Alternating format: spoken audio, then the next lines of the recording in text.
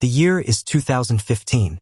It's October, and we are deep inside the American intelligence machine at CIA headquarters in Langley, Virginia.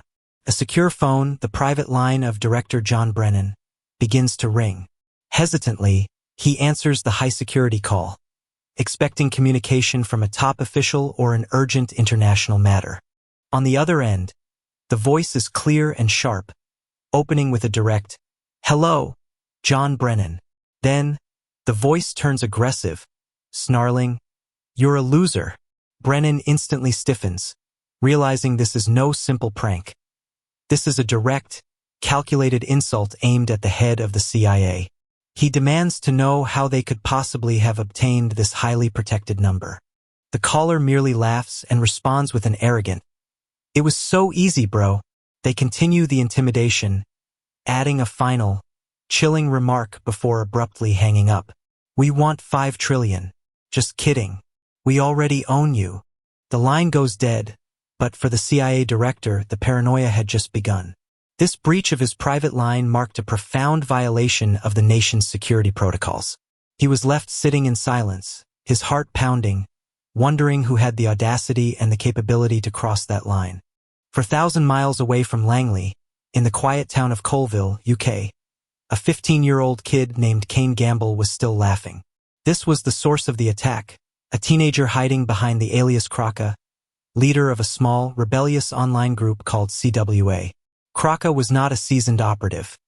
He was just an earnest digital rebel motivated by his anger over U.S. foreign policy and the erosion of privacy.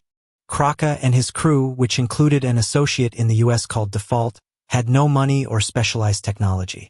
Their weapons were simply Google savvy, curiosity, and a deep-seated belief that they could challenge the systems of billion-dollar intelligence agencies. They began to hone their skills using social engineering, the ancient art of manipulating people to give up information. Their early targets included Obama's intelligence chief, James Clapper, who had unintentionally exposed personal details online. Kraka found Clapper's home address and landline number, essentially arguing that the official had doxed himself. In a low-level attack, CWA successfully rerouted Clapper's home phone to a message supporting the Free Palestine movement. These early successes fueled their arrogance, and they quickly escalated their attacks. They breached an FBI database known as LEAP, the Law Enforcement Enterprise Portal, and leaked local criminal records online. Law enforcement agencies in the U.S. began to whisper with concern, trying to identify these brazen, faceless young attackers.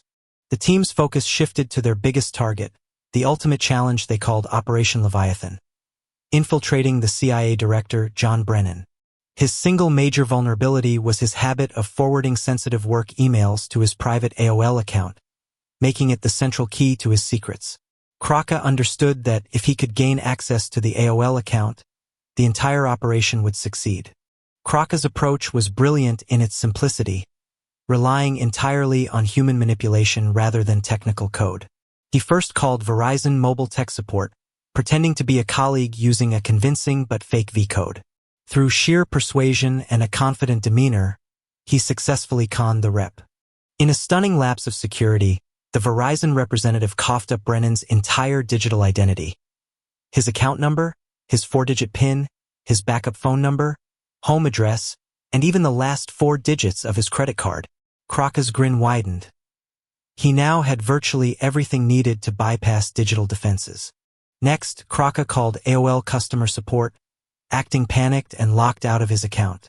Using the stolen personal information, including the credit card digits and Brennan's mother's maiden name, which he had obtained through public records, he answered all the security questions. The AOL representative immediately reset the password. Just like that, Kraka held the CIA director's private email in his hands. He logged in and his eyes widened at the sheer scale of the compromise. He downloaded lists of senior intelligence officials, complete with their phone numbers and social security numbers. The attachments contained high-value intelligence. The most damaging piece of data was Brennan's 47-page SF-86 security clearance form, a detailed personal blueprint of his life, including highly sensitive and potentially incriminating personal data. Kraka immediately messaged his partners, "Dude, I'm in. I got Brennan's email. We have full access. A 16-year-old kid had just completely outsmarted the CIA's layers of defense. Kraka's mission shifted from infiltration to exploitation, beginning with the director's personal life. The team quickly harvested John Brennan's personal cell number and those of his family members, sharing this gold mine with the rest of CWA. Now, any one of them could dial Brennan or his family at will. CWA started leaking their finds on Twitter and other anonymous accounts, posting screenshots of officials' names and promising to release the full stash. They added taunting messages like, "CIA, set your game up, homies. We own everything." The teenager felt invincible, illuminated by the pale glow of his screen as he listened to the world react. The harassment campaign began, targeting the families of officials. They spam-called Brennan's family, and one member even connected to a Homeland Security official's smart TV to flash a message on his living room screen. "I own you."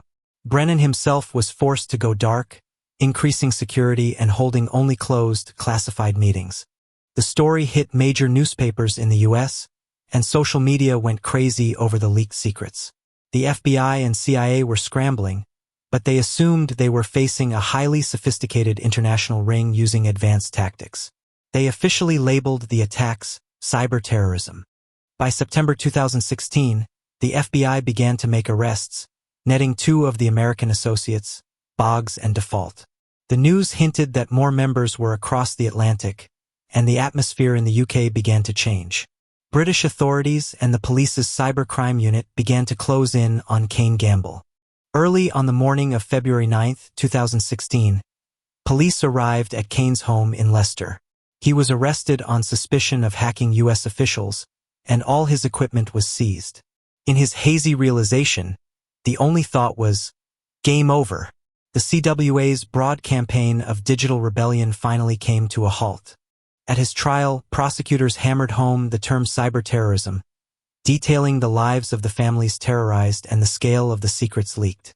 Kane, now somber, insisted he meant no personal harm, only naively trying to make a political point from his bedroom. He was sentenced to 2 years in a youth detention center. The human element proved to be the weakest link in this whole affair. All the firewalls and encryption in the world did not matter when one confident teenager simply picked up the phone and practiced social engineering. This was not the work of a sophisticated nation-state. It was an ordinary kid exploiting human nature and widely available data. Following the incident, the CIA was forced to tighten their procedures and review their entire security apparatus. The takeaway is clear. Even the highest walls and most secure systems can fall to a simple voice and a bit of social smarts. For many, a powerful symbol had been flipped. While the teen hacker was arrested, the question remains whether he already won the battle by proving a fundamental vulnerability in the system. The great illusion of digital control was cracked open, leaving everyone to wonder who is truly in charge in cyberspace. The game is not over. It simply resets for the next player.